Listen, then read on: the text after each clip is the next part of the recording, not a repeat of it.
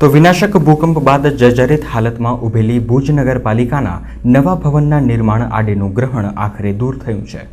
નવી ટંકશાળની જગ્યા નગરપાલિકાને તેના મધ્યસ્થ કાર્યાલય માટે ઉપલબ્ધ થતાં નગરપાલિકા ભવનના નવનિર્માણની ઘોષણા કરવામાં આવી છે। ઉલ્લેખનીય છે કે રાજ્યના શહેરી વિકાસ મંત્રી આનંદીબેન પટેલના અધ્યક્ષસ્થાને મળેલી રિવ્યુ બેઠકમાં ધારાસભ્ય નીમાબેન આચાર્ય અને તત્કાલીન નગરપતિ નરેન્દ્ર ઠક્કરે વિસ્તૃત રજૂઆત કરી હતી। શહેરી વિકાસ મંત્રીએ જિલ્લા વહીવટી અધિકારી અને માર્ગ અને મકાન વિભાગને માંગણી અંગે તાત્કાલિક પૂર્તતા કરવા સૂચના આપી હતી। પુનઃવસન કામગીરી અંતર્ગત શહેરમાં આવેલ મોટાભાગની સરકારી કચેરીઓનું નવનિર્માણ પૂર્ણ થયું છે। ત્યારે વિનાશક ભૂકંપના 12 વર્ષ બાદ હવે અત્યંત દયનીય હાલતમાં ઉભેલ નગર સેવા સદન ભવનના નવનિર્માણના આડેના તમામ અંતરાયો દૂર થતાં પાલિકા કર્મચારીઓમાં ખુશીની લાગણી ફેલાઈ છે। જે નગરપાલિકાનું મકાન છે જર્જરિત છે, ભૂકંપ પછી એને બનાવવાનું હતું, જે સ્થળના સમસ્યાને લીધે આજ સુધી થઈ શકતું નહોતું, એની ગ્રાન્ટ સરકારે ફાળવી દીધી છે। તો એ પ્રમાણે એ જ્યારે આનંદીબેન અહીંયા આવ્યા હતા રેવન્યુ મિનિસ્ટર 2 મહિના પહેલાં, ત્યારે એ હુકમ કરી ગયા છે કે આ ટંકશાળવાળી જે જગ્યા છે એ નગરપાલિકાને બિલ્ડિંગ બનાવવા માટે તમે હુકમ કરી દો, એટલે એની વિધિ બધી પૂરી થઈ છે અને એ મકાનમાં નગરપાલિકાનું બિલ્ડિંગ બનાવવાનું મુહૂર્ત આજે અમે જાહેર કરીએ છીએ। ભુજના ધારાસભ્ય ડોક્ટર નીમાબેન આચાર્યના હસ્તે ભુજ નગરપાલિકા વિસ્તારમાં વિવિધ વિકાસ કામોના લોકાર્પણ ખાતમુહૂર્તનો પ્રતિકાત્મક કાર્યક્રમ યોજાઈ ગયો। શહેરના રઘુવંશી નગર વિસ્તારમાં લોકભાગીદારીથી નિર્મિત રોડનું લોકાર્પણ કરાયું હતું, તો હમીરસર તળાવ પરિસરને સુંદર બનાવવા 30 લાખના વિકાસ કામનું ખાતમુહૂર્ત કરાયું હતું। શહેરના જુદા જુદા વિસ્તારોમાં 80 લાખને ખર્ચે બનનારા માર્ગના કામોનો પ્રારંભ કરાવાયો હતો, તો 5 સુલભ શૌચાલયનું ખાતમુહૂર્ત પણ કરાયું હતું। બીડીનાકા બહાર 21 લાખના ખર્ચે ઘાસચારા માર્કેટનું રિનોવેશન કરવાના કામને પણ લીલી ઝંડી આપવામાં આવી હતી।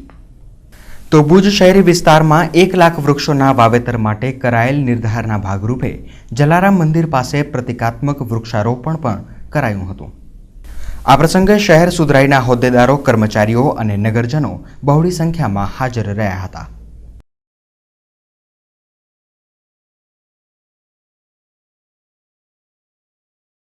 ગુજરાતમાં 9.5 કરોડ રૂપિયા રાજ્ય સરકાર તરફથી શહેરી વિકાસ માટે ફાળવેલા, જેની અંદર જે કામો હતા રસ્તા, પાણી, ગટર માટેના લોકભાગીદારીના કામો, એ લોકભાગીદારીના કામો આજે અમે અહીંયા જે નબળા વિસ્તારો છે એના માટે ધારાસભ્યની 10% ગ્રાન્ટ આપી, 10% નગરપાલિકા આપ્યા, બાકી 70% એ રાજ્ય સરકારે આપ્યા અને એ રીતે અમે એ કામો આજે અહીંયા ખાતમુહૂર્ત કર્યા છે। લગભગ 70 લાખના કામો ગણેશનગર, આશાપુરાનગર, રઘુવંશીનગર આ બધી જગ્યાએ કરવા।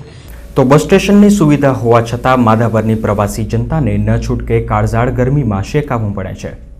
આડેધડ દબાણોના કારણે હયાત બસ સ્ટેશન પ્રવાસીઓ માટે તદ્દન બિનઉપયોગી બન્યું છે। શિયાળાની કડકડતી ઠંડી હોય કે ઉનાળાની બળબડતી બપોર, માધાપરની પ્રવાસી જનતાને કોઈ રાહત મળતી નથી।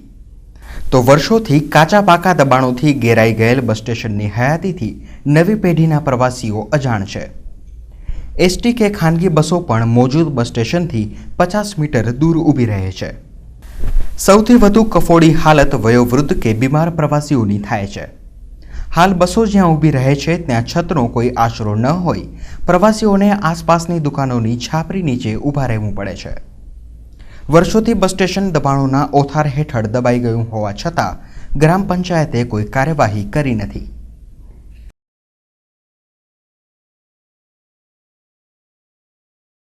એ દબાણ માટે પ્રક્રિયા ચાલુ જ છે અને અત્યારે લખાઈ પણ ગયું છે અને અમે પણ હવે નોટિસો દેવાનું ચાલુ કરશું અને દબાણ હટાવવાની ઝુંબેશ ચાલુ થવાની છે તરતમાં જ।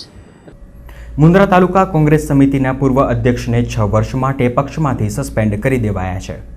ગત વિધાનસભા ચૂંટણી વખતે પક્ષ વિરોધી પ્રવૃત્તિ કરવાના આરોપસર મુન્દ્રા તાલુકા કોંગ્રેસના પૂર્વ પ્રમુખ ચંદુબા જાડેજાને 6 વર્ષ માટે પક્ષમાંથી સસ્પેન્ડ કરી દેવાયા છે। પ્રદેશ મોવડી મંડળે લીધેલા આકરા પગલાંથી પક્ષ વિરોધી પ્રવૃત્તિમાં સંડોવાયેલા લોકોમાં સોંપો પડી ગયો છે। ઉલ્લેખનીય છે કે વિધાનસભા ચૂંટણી વખતે પક્ષ વિરોધી પ્રવૃત્તિ કરવાની ફરિયાદ માંજી તાલુકા પ્રમુખ વિરુદ્ધ થતાં સમગ્ર મામલો શિસ્ત સમિતિમાં પહોંચ્યો હતો. મોવડી મંડળે શિસ્તભંગ બદલ આકરા પગલાં લઈ ચંદુભા જાડેજાને પક્ષમાંથી 6 વર્ષ માટે પાણીચું પકડાવી દીધું છે. તો આગામી ચોમાસાની સિઝન દરમિયાન વીજ વિક્ષેપોના બનાવો ઓછા બને તે માટે વીજતંત્રએ કમર કસી છે. પીજીવીસીએલ દ્વારા પ્રી મોન્સૂન કામગીરી શરૂ કરી દેવામાં આવી છે. વિસ્તારની દૃષ્ટિએ અતિ વિશાળ એવા કચ્છ જિલ્લામાં આજે પણ અનેક સ્થળોએ જૂના વીજ વાયરો દ્વારા પુરવઠો સપ્લાય કરવામાં આવે છે. વરસાદ દરમિયાન વારંવાર વીજ લાઇનોમાં ખોટીપો સર્જાય છે. ગ્રામીણ ક્ષેત્રોમાં વીજ વિક્ષેપનું પ્રમાણ ઊંચું રહે છે.